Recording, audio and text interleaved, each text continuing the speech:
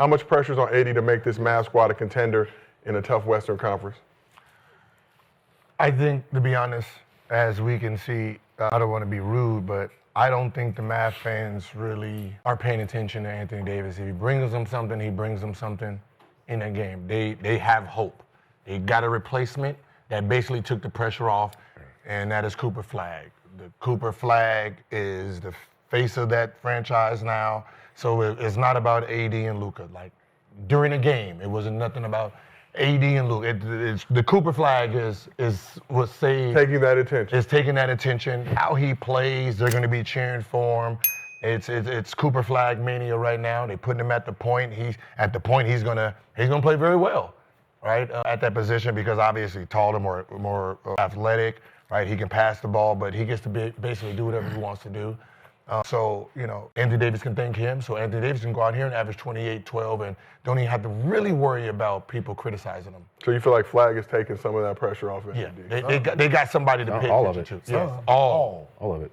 Well, I be Cooper Flagg gonna be rookie of the year. I like him at the 1-2 until Kyrie comes back. That's the thing. Hey, that's fluff. Go ahead, Nick. Go ahead. The point guard position seems so easy nowadays. Like, everybody could just play the one. Hey, you know what, you play the one. Because it's not a position. It's not a position no more. It's not a position no more. Nobody's pressuring the ball no more. Just score. Nobody's picking up full court. Nobody's picking up full court. Traditional point guard. Let him try to bring that ball up against that goddamn boy in Miami, that Davion Mitchell boy. Man. They all got smart. For sure. Yeah, They all go bigger. All these owners went away from the idea of Positions? Magic Johnson.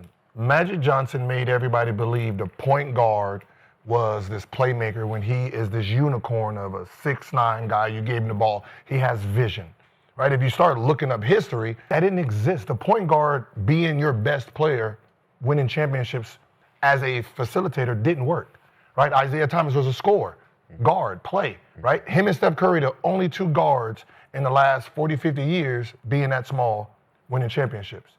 So if your point guard was the guy like the Chris Pauls and, I'm making your team better, then you wasn't winning championships. So when you look at Phil Jackson, and all his guys are about 6'4" to 6'6", spot-up guys, defending guys. They never played point guard, really. The ball went to our best player, and then everybody started following that motto.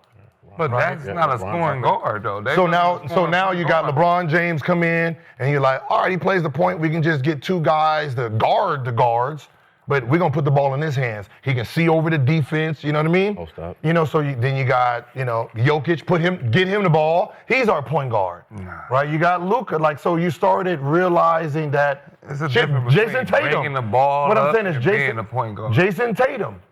It's a difference. Drew Holiday wasn't playing the point guard. Get that ball to Jason. They don't run sets, so there's no point guard to set plays up anymore. I don't need you to set the play up. Play up for me no more. I'm just going to give it to my best player. Let my best player control the game. I get what you're saying, Nick. You're saying instead of Magic Johnson actually being a point guard, which he was not, he was a player who could play point guard. He can play the point guard.